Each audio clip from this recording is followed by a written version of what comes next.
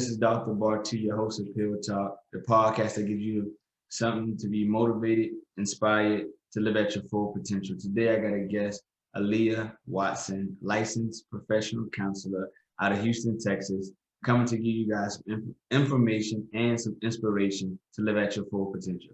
So, Alelia, how you doing today? I'm doing good this morning. That's what's up. That's what's up. So let's jump right into this. Let's get a little bit of background of who you are as a licensed counselor, and how did you get started? I actually started off as a criminal justice major because I've always known that I wanted to help people. And then I actually got an internship at a domestic violence shelter, and just seeing how much it helped women just to have a positive support, somebody to help them talk through their situations, and realizing how much I impacted their life kind of helped to shift my career and wanting to go into counseling versus criminal justice. Okay, nice. So how did you even get into that program to work with domestic women dealing with domestic violence? I actually, like I said, I was a criminal justice major. I had a professor who I took in a lot of classes we had built a great relationship with.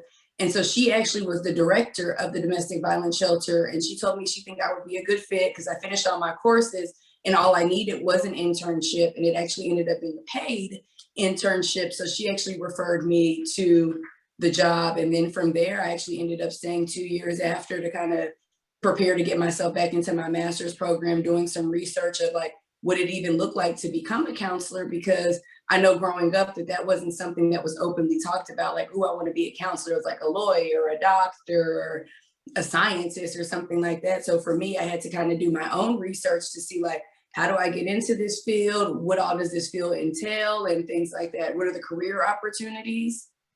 Yeah.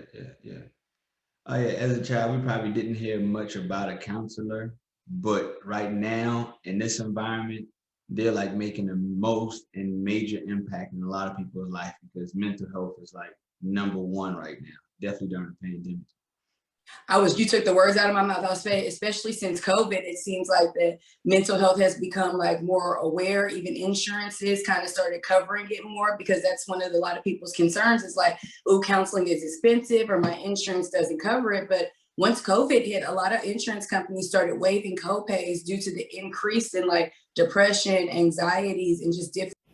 What's up, everybody? Let me introduce myself. My name is Dr. Bartu Wilson. I'm a pharmacist that was featured in one of the most prestigious publications, Marquis Who's Who, in 2021 as a top medical professional of the world because of my impact through medication therapy management, outreach programs, and networking. I started my own podcast, Pill Talk Podcast, to sit down and talk with other top medical professionals about their journey. Some of the topics that we cover in our conversations are their career path choice, education level needed to practice in their career field, and most importantly, how they're impacting the lives of the patients that they see daily. So, I would like for you to join me every Monday at 6 p.m. as I release new episodes so you can learn about the different medical fields from the top professionals themselves. I just want to let you know that Pill Talk Podcast is just not a podcast, it's your medicine. The daily dose you need to educate, motivate, and inspire to live at your full potential. So become an empowered leader and start to dream bigger with Pill Talk Podcast. So, I want you to go ahead and subscribe to my YouTube channel and support the podcast by becoming an active listener and purchasing some merchandise. Thank you. Dope. So how long have you been a counselor? First of all, what's the schooling to become a counselor? I got a master's in counseling education, and I had already had my undergrad in psychology and criminal justice because I double majored. So from there, going to school, completing my master's program, and then to get licensed by the state, you have to take a test, complete 3,000 hours of training, and then you apply to get your license. Okay. Sound like a good bit of schooling right there. It is, even outside of the schooling, it's quite an investment for the time after, because you finish the 2 to 2.5 year program, and then you still have 18 months of where you have to do like the internship hours and things like that. And then you get to apply to get your license. So it's about like a 3 to 4 year process. Okay, okay. During this time, were you able to work under other counselors? Well, during this time when you're an intern, you have to be under a supervisor, which is what I am. I'm an LPCS. So whenever you first get out of school, you have to be under a clinical supervisor. So she was a counselor. So yes, I got to kind of shadow her. But then also during my experience, I worked at a psychiatric hospital for 2 years. So I got to work with a lot of other mental health professionals. I actually got to see like a range of issues, from like the person that's just depressed, suicidal, to the schizophrenic who's talking to themselves and yelling at the wall. Okay, okay. Man, so you was able to touch on everything at once. So yes, it's a very wide range of experience there. I definitely saw a lot of different issues. that's what's up. And how did that help you build your business and being able to touch all those different ranges of people? I think for me, it helped me more develop like what my niche was, because going in, it's like I wanted to be a counselor. I enjoyed working with women, but I really didn't kind of know. Like I didn't know a lot about substance abuse at that time. We've heard about like people talking to themselves and being schizophrenic, but actually seeing that process, seeing what medication looks like, for me, having that broad experience helped me narrow down to what specific clientele that I wanted to work with, and then kind of sharpening my skills in that area so that I could be the best therapist for them. All right, dope, dope. And speaking about a niche, can you break down what is your niche? My niche is working, per my license, I'm licensed to, I can work with marriage and family. So that's kind of my expertise. But my personal niche is working with minority women from in the age of like 16 to 52. Because a lot of the times they're dealing with the same issues. It's either work stress, relationship stress, struggle with work to life balance, struggle with setting boundaries with family. So being able to provide them with the skills to be able to do that so that they can live their full life. Because I think as a Black woman, I feel like, and even as a Black male, you understand, like there's a lot of other societal pressures on us that kind of help, like hinder us from kind of being mentally free. Like we have these high expectations of ourselves. We're trying to keep up with our peers or even do better than our peers. And sometimes putting those unrealistic pressures on ourselves can lead to like us to self-doubt or even kind of low motivation and things like that. Okay, great, great, great. Yeah, because like how you just said, like you've seen other people appear to be doing so well, definitely on social media, because that's the age you're living in. Like you start looking at yourself and be like, yo, I'm not living like how they living. Because I think we all kind of looked at ourselves that way. Like, man, I know him, but is he really doing it like that? I think I need to turn it up a notch. And then when you actually go sit down and talk with the person or a friend of yours, and they be like, man, I had to borrow money from my grandma, my mom, and everybody to take this trip and did this. You're like, yo, so you didn't pay your rent, but you went out to Vegas? Exactly. And that's what I mean by helping people to rationalize their thoughts, because we're in such a society where we see so much, but unfortunately, a lot of the stuff is not reality. Like I could post a workout from yesterday and post it this morning, like, oh, I'm so fit. That's not real time and it's not reality. So that's again, that the therapy process is like reminding yourself, you can't compare yourself to them because you don't know what happened behind that post. You don't know what led up to that Vegas vacation that looks fun, but actually they came home to no lights. So I think that that's a big thing. And I think that that's actually a bigger issue with our society. It comes to like the comparison and the pressure. I think social media is horrible with that. And that's like a small thing that I try to like tell my clients when they're going through some of these things, whether it be depression, anxiety, work stress, maybe just taking like one day out of the week or like 3 hours out of the day and just like delete social media off your page. Try to find that time to be productive, to read a self-help book, go sit outside and get some vitamin D, do something that will actually improve your mood instead of kind of attacking your mental. What's up, everybody? Let me introduce myself. My name is Dr. Bartu Wilson, the host of Pill Talk Podcast. With Pill Talk, we are empowering the next generation of medical providers and professionals. Through my conversations with other top medical providers, my audience get an inside look at what it takes to make it to their level and how they're providing excellent service for their patients. If you're pursuing a career in the medical field, join me on Pill Talk to get inspired by empowered leaders, empowering the next generation of leaders in the medical field. We are the leaders of tomorrow. We are the leaders of now. So join me every Monday at 6 p.m. as I release a new episode talking with empowered leaders who want to share advice, coach, and network with you. So become an empowered leader with Pill Talk Podcast. Pill Talk Podcast is not just your regular podcast, it's your medicine. The daily dose you need to educate, motivate, and inspire to live at your full potential. So, come on down and become an empowered leader and start to dream bigger with Pill Talk. And while I got your attention, make sure you go ahead and subscribe to my YouTube channel and support the podcast by becoming an active listener. And if you like, become an empowered leader by... Definitely. And so you also said you try to find them, make sure they find a work-life balance as well. Especially with a lot of people, I realize like this is my first question whenever a client's like, oh, I'm stressed out from work. You know how many people don't take their full hour lunch or 30-minute lunch? A lot of people work through lunch. They sit there, they're still making phone calls. Even after work, we're returning work emails. First thing when we wake up, we're checking our work emails. So for me, the first balance is like, make sure you're taking your full lunch. Step away from your desk. Don't eat at your desk. Get to work on time. Leave at the time you're you're supposed to leave. Like those are small boundaries that can create more time for self-care or even just time to be productive in other aspects of your life. Yeah. So one of the things in my interviews, I've been talking to other professionals or whatever, and that's one of the things they said was they had two phones. So they had a work phone and they had like their personal phone. So after work hours, off on the weekends or vacationing, they put the phone, their work phone inside of a drawer, turn it off, and like, I'm gonna get back to it when I get back to it. Whatever happens when I'm gone, they have to just deal with it. And when I get back, I'm gonna make sure everything gets back aligned. But I'm like, yo. That I agree with that. Like even like for me, I work for myself. So yes, I have the two phones, so I do that.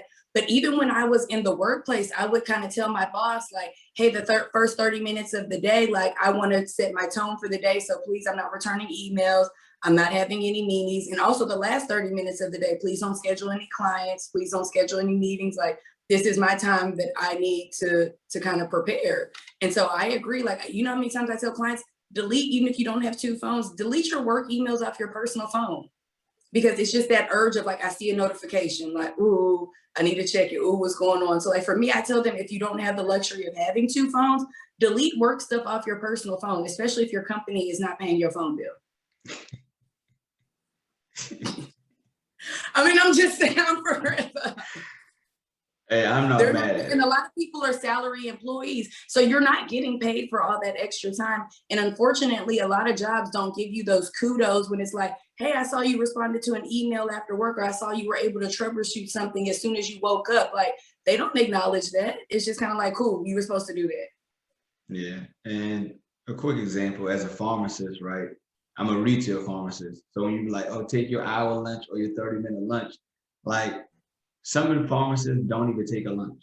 Like I know people who will tell me, oh, they work straight through 12 hours a day. And I'm like, listen, even if it's only 10 to 15 minutes for myself, I will tell my techs, hey, don't take any waiters. I'll be right back. Let me just go and eat on the side by myself for a second so I can be comfortable, so I can come back refreshed. Because I know me, if I just work straight through, by the time at the end of the night comes up, I might be grumpy, a little upset. Exactly. And you would be surprised how many people do live like that. That's why my first question is, do you take your hour lunch break? Because so many people do not. Like they're trying to hurry up and get stuff done and keep up. Like I recommend people, even if you don't take the full lunch break, just go sit in your car for 10 or 15 minutes, sit outside, like remove yourself from the situation to at least attempt to recharge and take time for yourself. Okay. And then like you said, another thing, if we're working these 12 hours, I'm sure your eating's not the best. You're not staying hydrated. Like you said, I'm scarfing down food. that's not healthy. And I tell people to maybe even kind of communicate with their employers, like, hey, if you want me to be the best employee here, or for me to perform at my best, I need to be able to stay hydrated. I need to be able to eat. I need to be able to take a snack. I need to be able to decompress in between some of these clients. So, also advocating for yourself. That's something that I always tell clients: advocate for yourself, for your employers, because they want you to perform to your best potential. So if you want me to do that, you help me help myself. Make sure you have enough staff so that we are able to take a lunch break. Because I remember when I worked at the psych hospital, like, it was such a norm for us to sit at our desk and work through lunch. And I'm like, this can't be life. And like, I remember when I would used to like go outside and eat my lunch, like it would be like those side eyes of like, why is she not working? I'm not getting paid to work right now. So I'm going to go eat and enjoy myself. And then when I come back, I'm ready. When I come back, I'll hit the ground running. But before that, no, you're not going to get all my time and energy, because I still got to go home, take care of myself, take care of my child. So it's not fair to me or my child to deplete myself for an employer. And I just feel for me like that 10, 15, 20 minutes, whatever, it just it refreshes you. So when you do come back in, you got fresh eyes, you're able to like look at things a little different. Definitely. And I think that people just don't understand, like, a small change like that in your schedule, how much it can impact your day. And another niche of yours is domestic violence. Well, I used to like specialize with domestic violence, but it is, again, with working with minority women, unfortunately, a lot of people have encountered a lot of physical or verbal abuse, whether that be from a family member or a spouse. So at times that does come up, but typically it's just working with minority women, dealing with relationship, work stress, and then home to life balance. Like, I would say that's about 80% of my clients. And then the other like 10% is males dealing with the same thing, like African-American males dealing with the pressure of society. Also during the pandemic, when everything happened with George Floyd and stuff like that, that actually impacted a lot of males in their mental. So I actually had an increase in male clients around that time, just kind of wanting somebody to vent to and process through kind of this situation. Like, even parents, like, how do I deal with this? Because I have a child, or women, my husband, and things like that. Yeah, definitely. As a man, I've been stopped and harassed by police multiple times, to the point it really came like a norm. And until you have to realize, like, this really shouldn't be happening to me so often. And like seeing the stuff I on the shouldn't news. feel like it's a norm. Yeah. And like seeing the stuff on the news, and you watching like movies, and like you see like the white character actually be in a situation as like a black man being harassed by the police, and they're like, wow, what's going on? Like, and it's such a big deal. You like, man, like, I've been through that situation so many times. Like, maybe, like, now you start like, this really isn't the norm. And then you start like thinking to yourself and trying like, yo, we have to really fix this. Mm-hmm. Definitely. And a lot of history is like, a lot of this stuff is still going on. And like, I know for a lot of African Americans, we don't know what to do, because if you buck the system, you're going to get shot. We know this isn't our right. So it kind of puts you in like a point of like, I don't know what to do. I feel like I'm out of control, which can cause stress, anxiety, or depression. But yeah, that's one thing. So if you don't mind, can you give us an example of like a patient coming into you having a concern, and how your counseling services has provided them a new or better outlook on life? I'm going to use an example of a couple that I worked with, because a lot of couples, they come in usually whenever the relationship is already damaged. It's either premarital counseling or we about to break up, so we're here and we need you to fix this. So for me, kind of one thing that I realized with a lot of them was communication. I feel like teaching people how to communicate, and also a big 50% of that is actively listening, learning how to communicate to your spouse. And I feel like that kind of changes the dynamic, because a lot of the times when we're communicating and we're not in a good space, we're feeling attacked, or we're feeling like the person's not hearing us. So using the skill of like, well, hey, explain to them, how do you feel? You tell me what you heard, and then you ask that other person, is that what you meant to say? And then showing people how to break down the basics of communication. And I think that kind of helped that couple figure out how to work through their new situation, because they had the new tools of how to actively listen and assertively communicate. Because I think that is something that people don't understand with communication. Like, I think it was a game we did like elementary where the teacher said like a sentence and she like pass it along down the line. And at Telephone. the end, It was called telephone. oh, that's what it's called, telephone. And then by the Yes. time we get to the last person, it's nothing what was actually said, not one word. So, I agree. I used to use that game whenever I worked with a lot of teen groups to show them like how gossip is spread. Like it starts off something and then by the end people put their own twist. You hear things different, like, oh, I thought she said yellow, but she said mellow. So it shows. And I think that people don't understand that a major part of communication is listening, because so often we want to talk to prove our point versus actually like hearing the other person's perspective. that's a really great exercise. You made me thought about that. I was like, man, that reminds me of something. That's what's up. That's what's up. So, you started your own business. You're thriving. So, what's the future plans? What are your next goal that you're aiming for next? Like I said earlier, I'm a licensed professional counselor supervisor. So my next goal would be to kind of take on more interns, because for me, I want African Americans, people, let me back up some.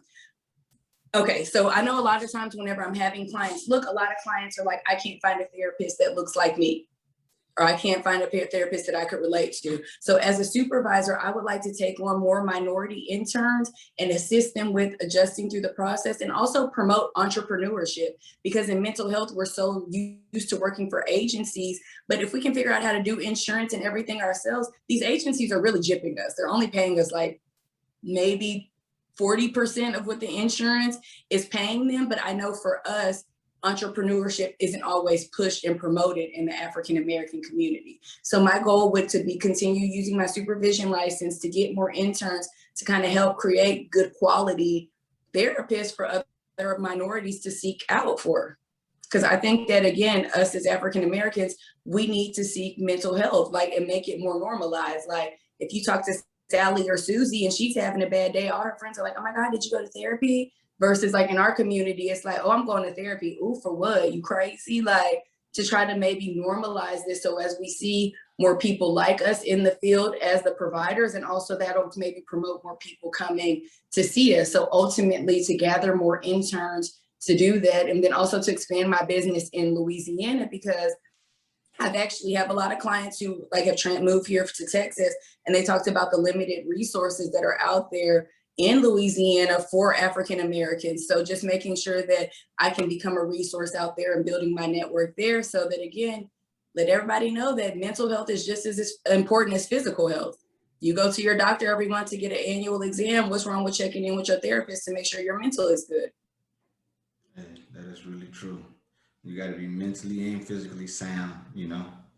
Mm-hmm. Speaking about your services, you do one-on-one counseling, couples. I do individual therapy, couples therapy. I also facilitate groups, and then also I work with agencies to come in and do like team building, communication, and self-care exercises. Like I usually work with a lot of law firms doing that, because prior to contrary belief, there's a high suicide rate in lawyers. So a lot of them kind of promote for having somebody maybe come in quarterly just to check in, provide some self-care education. So I usually facilitate a lot of groups like that as well. All right. Do you do all of these in person? Or, you know, it's the COVID happened. So do you do any virtual or phone? Actually, since COVID's happened, I've been strictly virtual at this time. I plan on coming back in person around August. So I've done everything virtual. Even some of those groups I'm talking about, I facilitated those via Zoom as well. Thank God for social media. Like I've been able to do like a lot of Instagram lives and collaborate with other agencies to do Instagram lives to kind of put that information out there. All right. Would you still have this hybrid virtual in person going forward?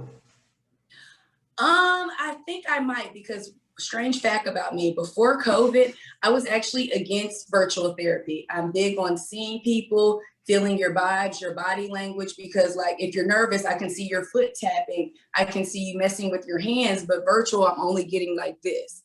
So I don't really know like what's going on. So before COVID, I was actually against virtual, but then COVID came in. You ain't got no choice. So I think that I would continue it, because to some extent, I've noticed some of the pros, like if I'm saying my majority of my client is like minority women, a lot of them are working full-time mothers, so they don't have that time to, in Houston traffic, drive all the way to an office, make it back to get their kid and deal with that versus, hey, let me take a quick lunch break, or hey, let me go in the room after I feed the kids and let me dedicate this hour to myself. So seeing the benefits of that is kind of something that's making me want to continue to see that, to do virtual and in person. But at this time, I don't know what like an even balance of that looks like. So that's my goal, to figure that out by August, to make sure that I'm able to accommodate all of my clients and then also new incoming clients. That's good. That's good. All right. So if anybody want to get in contact with you, can you let them know your social media handles, your website and everything? Yes, on Instagram, you can find me at Lia the Therapist. On Facebook, I have a business page, LiaSon, LiaSon Counseling Services. You can also go to my website, LiaSonCounselingService.com, and then via email at liaisoncounselingservice@gmail.com. All right. All right. Well, and if you do, please feel free to reach out to me about anything mental health, because a lot of people, they don't know where to start. They don't know about insurance. They don't know about EAP. So I just love to educate people. So if anybody has any questions, and there's no such thing as a dumb question, like please feel free to like DM me, email me, or anything like that. I'm always open to assist in any way. that's dope. That's dope. So if you got any questions about mental therapy, any questions about counseling, make sure you holler at Alelia Watson at LiaSon Counseling out there in Houston, Texas. So this has been Pill Talk. Or if you're in Louisiana, you can hit me up. I'm licensed out there as well, and also on a lot of insurance panels out there as well. So if you're in Texas or Louisiana, please feel free to contact me. Or anywhere, like actually really anywhere, because mental health services are kind of the same. So I can at least direct you or assist with directing you to the right person. So anywhere, if you got any questions about mental health, please feel free to contact me. That's what it is. That's what it is. Well, thank you for coming on Pill Talk Podcast. It's been a pleasure learning a little bit about mental health and counseling. We definitely have to do this again sometime soon. Yes, definitely. All right. Thank you so much for having me.